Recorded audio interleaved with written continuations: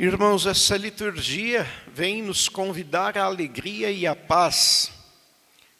Nos recorda essa promessa de Deus que é feita de muitas maneiras a partir da história da salvação e que vem também como uma base, um sustento para a nossa fé. Nós orientamos a nossa fé a partir da promessa de vida, de alegria, de paz, que Deus nos apresenta concretamente também na nossa história. A paz que vai correr para a Jerusalém de Deus, para o seu povo, como um rio, como uma torrente a borbulhar. Esta glória que São Paulo vai encontrar na cruz é a manifestação da vida que vence a morte. Em primeiro lugar, a morte do nosso pecado. Como é que nós podemos colocar a nossa confiança na ressurreição, na vida que Cristo prepara para nós no céu, depois dessa vida, se nós não fazemos uma experiência concreta com este perdão de Deus que nos gera reconciliação, gera paz, gera alegria para o hoje da nossa vida. Então é necessário descobrir isso. A obra que Jesus vem realizar é uma transformação no nosso jeito de ser, para que a gente possa aprender a deixar de lado o egoísmo, o fechamento em nós mesmos, a busca pelo prazer sem sentido, momentâneo, que atende apenas a nossa carne, para buscar uma satisfação maior, que, de fato, vai trazer vida em abundância, não só para nós, mas também para as pessoas com quem nós convivemos. Até aquelas pessoas que não são próximas, que não são nossos amigos ou nossos familiares. Uma pessoa iluminada pela presença de Cristo vai se tornar um testemunho do próprio Cristo. É interessante como que esse evangelho começa. Jesus chama esses 72 discípulos para anunciar com o mesmo poder dele, realizando os mesmos sinais que ele próprio realizava. E aí o texto diz que eles deviam ir para os povoados onde Jesus mesmo devia ir. Aí a gente vai descobrindo a importância da nossa missão. Como igreja, como filhos de Deus, como discípulos, nós temos que ir naqueles lugares onde Jesus mesmo precisa ir. Porque nós nunca vamos sozinhos. Os milagres, os sinais, acontecem justamente por isso. Porque é Jesus que, habitando em nós, gera a transformação de vida para nós e para os irmãos.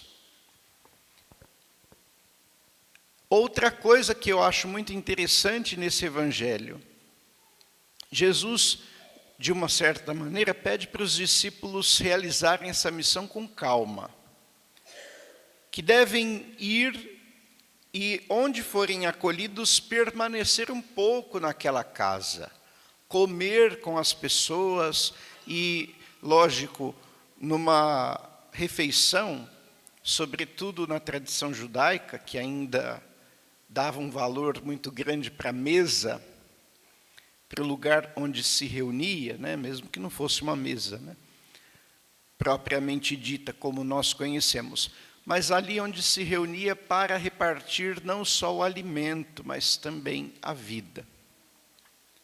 Então é ocupar-se mesmo do outro, com paciência.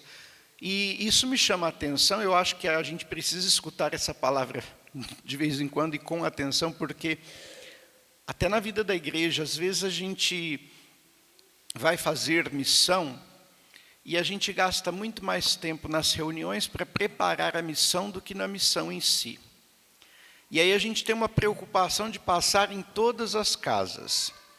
A gente tem preocupação com números. E eu acho que isso parte de uma tentação que a gente cai. Não só quem vive a vida de anúncio do Evangelho diretamente numa missão, porque talvez vocês vão se perguntar assim, mas eu nunca fiz uma missão, né? Então isso não diz respeito à minha vida. Diz respeito à vida de todos nós. Nós somos preocupados com os números porque nós queremos conduzir as coisas. A gente pensa que depende de nós. Isso também acontece com relação até à nossa família, ao nosso ambiente de trabalho, aos nossos projetos pessoais. A gente tem a ilusão de que o mundo só vai girar se a gente estiver empurrando esse mundo. E a gente vai abraçando 1000 coisas ao mesmo tempo, como se tudo dependesse só de nós. É uma ilusão. É até uma neurose isso. E quando a gente fala da missão, né, entender que a missão é de Cristo e que quem tem que ser levado é Cristo. É Ele que realiza, no fundo, de fato, essa missão. E Ele pede isso, que a gente vá com calma, que a gente se ocupe do outro. E olha que bonito, porque imagina, você vai fazer a missão e você visita algumas casas. Ali você vai curar os enfermos que você encontrar, você vai anunciar que o reino dos céus está próximo, vai partilhar a sua vida, porque no fundo você vai falar daquilo que Deus fez na sua vida. Como Ele tem perdoado o seu pecado, te ensinado a viver o arrependimento, para poder manter o vínculo da paz com a família, com amigos, no trabalho, etc. Como Deus tem tocado nas suas fraquezas, te ajudando muitas vezes, curando doenças, providenciando quando é necessário alguma coisa, etc.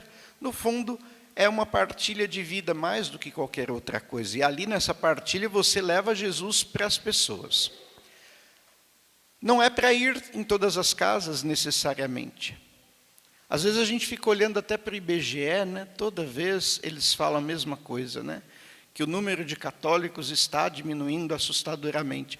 E aí a gente precisa começar a acordar, né? Porque nas eleições isso já fica muito claro, eles nunca acertam nada, né? É só uma ferramenta para tentar manipular a nossa opinião. E quando eles insistem que está diminuindo os católicos, no fundo é para ver se convence a gente a deixar de ser católico também. Existe uma certa maldade por detrás disso. Porque se fosse verdade, o tanto que eles falam que diminui todo ano, nem o Papa ia ser católico mais, né? Os números não batem, né? Mas a gente fica prestando atenção nisso porque, no fundo, a gente acha que depende de nós. Então, vamos bater em todas as casas, vamos, né, criar estratégias e não sei o quê, e marketing e tal. Se a gente obedecesse Jesus, se todos obedecessem, todos já estariam salvos, né? Vai e faz como Jesus falou, com calma. Anuncia para algumas pessoas, para e fica um tempo maior com aquelas pessoas que te deram atenção, que estão abertas para acolher o Evangelho. Por quê? Essas pessoas, depois, também vão ser convidadas a fazer a mesma coisa. E elas vão visitar mais algumas. E aí estas algumas vão visitar outras, e as outras, e no fim, todos serão beneficiados com o anúncio do Evangelho. Do jeito que tem que ser, com a partilha de vida. Não se trata só de uma informação. Informação é fácil de transmitir, ainda mais hoje em dia com as mídias sociais. Faz um videozinho lá rapidinho, aí o povo fica com tanta frescura, né? O jeito certo de comungar, o jeito certo de não sei o quê, e tantas leis novas, né?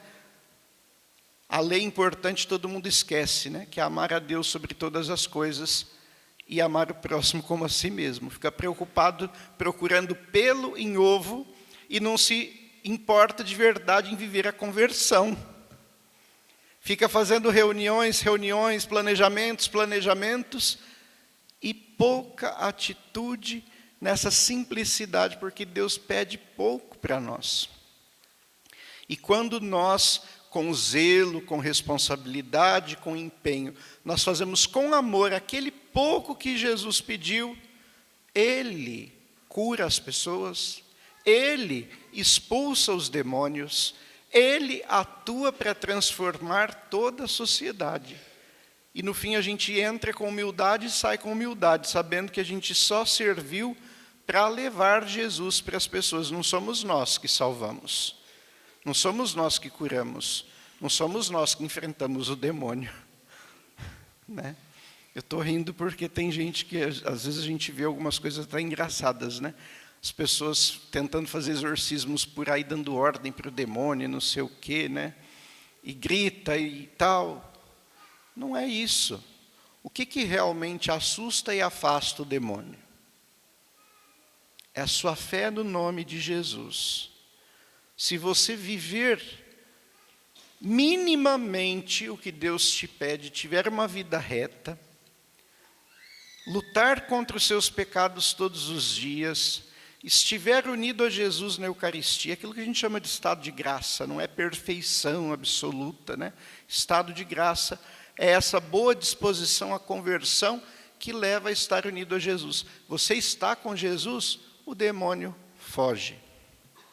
O demônio não suporta estar na presença de uma pessoa humilde, de uma pessoa que tem a sua confiança em Deus. Mas quando a gente vai com arrogância, você pode ser o melhor pregador, pode ter o maior conhecimento a respeito da Bíblia. Se você for com orgulho, o demônio vai caçoar de você e vai te dar uma surra. Ou vai te enganar. E no fim você está achando que está fazendo tanta coisa e está apenas criando discórdia e entrando em desespero, porque no fim vai perdendo o próprio sentido da sua vida, mesmo muitas vezes estando a serviço do Evangelho e à frente de trabalhos na igreja ou na pastoral, seja lá onde for. Nossa maior defesa é Jesus. É Ele que nós anunciamos. É Ele quem realiza a transformação na nossa vida.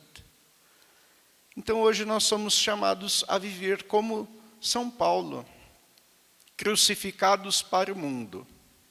O que quer dizer isso? Doamos a nossa vida por amor, obedecendo à vontade de Deus. E o mundo crucificado para nós, renúncia. O que é que tem valor? Em outro momento São Paulo fala, tudo aquilo que eu tinha como ganho, como riqueza, como glória, hoje eu tenho como esterco. Nada tem valor quando eu penso na glória que Jesus me promete. Na cruz, descobrir que a nossa verdadeira alegria e a nossa paz está em obedecer à vontade do Pai, em seguir Jesus, em levá-lo em nosso corpo, vasos de barro que podem levar um tesouro para o mundo. Então que hoje o Senhor nos anime, nos ajude a buscar essa simplicidade para servir o Evangelho com a nossa vida, com atitudes simples, humildes, mas concretas de serviço aos irmãos.